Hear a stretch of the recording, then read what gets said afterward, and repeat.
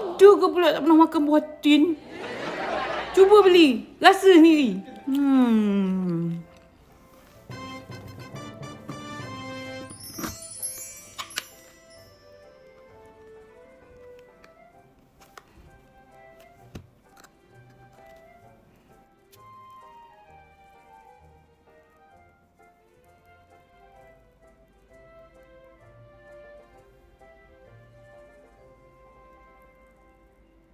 Bismillah.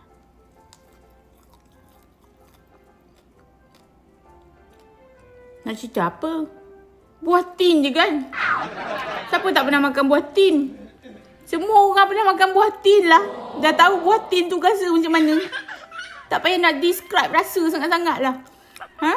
Nak tahu rasa apa? Beli sendiri ya. Mustahil lah korang tak pernah makan buah tin.